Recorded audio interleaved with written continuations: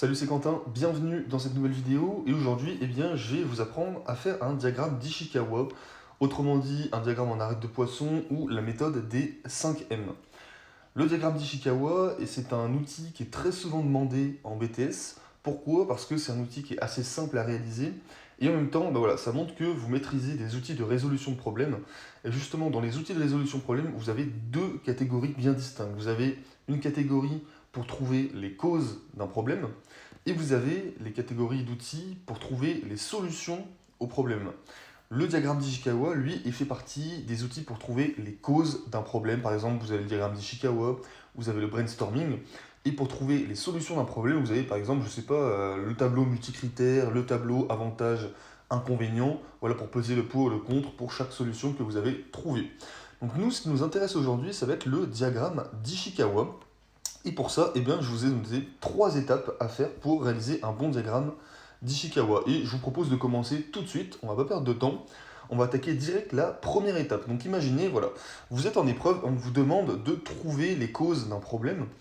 Vous pensez au diagramme d'Ishikawa. Ok, première étape, vous allez trouver le problème. Donc en général, vous n'aurez aucun souci à le trouver puisqu'il vous sera directement indiqué dans les annexes, dans l'épreuve, soit sous forme de questions.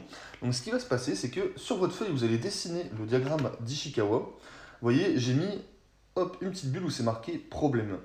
Et bien sur ces petites bulles, vous n'allez pas marquer problème, vous allez marquer le problème en question. Je sais pas, ça peut être tout simplement baisse du chiffre d'affaires de 20%. Ça peut être augmentation des licenciements, ça peut être augmentation des défauts de production, etc., etc. Donc là, vous allez marquer le problème principal dans cette bulle-là. Une fois que vous avez fait cette première étape, on passe à la seconde étape qui va être de faire un espèce de mini brainstorming tout seul où vous allez essayer de trouver toutes les causes possibles à ce problème. Par exemple, imaginons que je sais pas, il y a une augmentation des licenciements, et dans votre tête vous allez réfléchir, vous allez faire une petite liste sur votre feuille de brouillon, trait par trait, et vous allez essayer de trouver toutes les causes possibles. Pour une augmentation des licenciements, vous allez peut-être vous dire, je sais pas, ok, peut-être qu'il y a eu un changement de directeur, peut-être que les conditions de travail ne sont pas super bonnes, etc., etc. Et petit à petit, vous allez augmenter votre liste d'idées, de causes pour ce problème-là. Ensuite, une fois que vous avez fait ça, on arrive déjà à la dernière étape qui va être la plus longue, la plus fastidieuse. Vous allez voir, il n'y a rien de compliqué. Donc bien sûr, vous aurez tracé sur votre feuille un diagramme d'Ishikawa avec les 5 M. Donc ça, je vais vous en parler juste maintenant, puisque maintenant, la troisième étape, ça va être de classer les causes que vous avez trouvées et que vous avez notées sous forme de tiret sur votre feuille. Et ces causes-là, vous allez les classer en 5 parties différentes, ce qu'on appelle les 5 M. Alors ces 5 M, c'est quoi? Vous avez par exemple le M de méthode. Alors méthode, c'est quoi? En fait, tout simplement, ça va concerner l'organisation, ses processus, ses modes opératoires, enfin tous ces procédés. Ça, c'est méthode. Vous avez ensuite la main-d'œuvre. Donc la main-d'œuvre, ça va simplement concerner les salariés, les collaborateurs. Vous avez ensuite milieu. Alors milieu, c'est quoi? Tout simplement, il s'agit en fait de l'environnement et en fait de la situation étudiée, c'est-à-dire des conditions, je sais pas, de température, le bruit, l'ergonomie, etc., etc. Vous avez le M de matière, donc là on va parler principalement des matières premières, tout ce qui va être utilisé pour fabriquer, donc les matières premières, les fournitures, ça peut être l'énergie également. Et enfin, vous avez un dernier M, le M de machine. Alors là, je pense que vous m'avez compris. Machine, c'est quoi? En fait, il s'agit justement des machines, hein, des équipements, des matériels informatiques, ça peut être des logiciels, des locaux, des moyens de financement, ça peut être tout et n'importe quoi, tous les outils qu'on peut utiliser pour produire. Voilà les 5 M, et donc tout simplement, vous allez classer ces causes sur les 5 M. Alors, je vais vous donner un exemple, parce que parfois, on comprend mieux avec un exemple. Donc, imaginons que le problème en question ici, je prenne, je sais pas, allez, on va dire une baisse de la qualité. Alors oui, je sais, j'écris pas super bien. Hop, je suis gaucher, c'est pour ça. Alors, une baisse de la qualité. Ok. Maintenant que moi j'ai toutes mes causes, je vais me dire, ok, dans méthode, qu'est-ce que j'ai mis dans méthode? Par exemple, je sais pas, une baisse de la qualité, ça peut être, allez, on va dire, un processus trop rapide. Ok. Dans les annexes, etc. de mon épreuve, j'ai remarqué que voilà, le processus était peut-être un peu rapide et ce qui pourrait causer justement, ça peut être une des causes de la baisse de qualité de l'entreprise. Ensuite, dans main-d'œuvre, donc là on va parler des salariés. Je sais pas assez qualifié, on va mettre, hop, que les salariés, ils n'ont pas assez de diplômes, ils ne sont pas assez formés, en fait, on va dire. Et du coup, ça peut entraîner une baisse de la qualité de la production.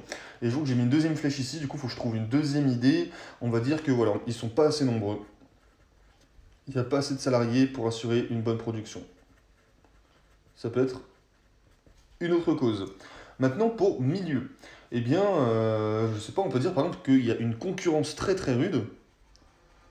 Hop, je vais mettre concurrence plus, plus, plus. Hop, avec une petite flèche. Ce qui entraîne eh bien, une pression pour la production. Si on ne produit pas assez vite, eh ben, les concurrents nous devancent en fait, tout simplement. Voilà pour milieu. Ensuite, on a le M de machine. Et bien tout simplement, on peut dire que, je sais pas, ils utilisent des machines qui sont trop anciennes. Trop anciennes, voilà, ce qui peut amener justement des défauts de fabrication et du coup une baisse de la qualité dans la production. Et enfin, on a le M de matière. Et bien, par exemple, on peut dire que la matière première, je sais pas, la matière première, c'est une matière première qui est difficile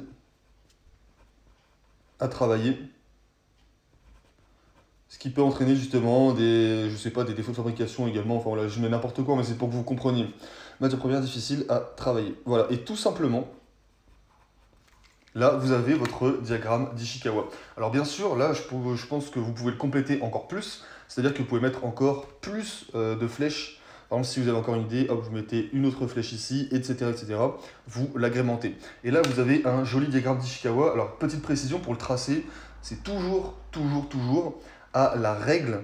Donc, vous utilisez une règle tout simplement pour tracer ce trait-là et les flèches. L'ovale, vous le faites à main levée, ça y a aucun souci, mais vraiment vous faites quelque chose de propre. En plus, vous aurez sûrement des feuilles à carreaux, donc ce sera encore plus facile pour vous pour tracer ce diagramme d'Ishikawa, ce diagramme en arête de poisson. Voilà, tout simplement, je vous ai appris comment faire un diagramme d'Ishikawa. C'est assez facile à faire, ça ne demande pas trop de temps, et en plus c'est un outil qui est assez apprécié par les correcteurs en BTS, donc n'hésitez pas à l'utiliser. Voilà, écoutez, c'est tout ce que je voulais vous dire dans cette vidéo. J'espère que ça vous a été utile, et je vous dis à bientôt dans une prochaine vidéo. Ciao, ciao!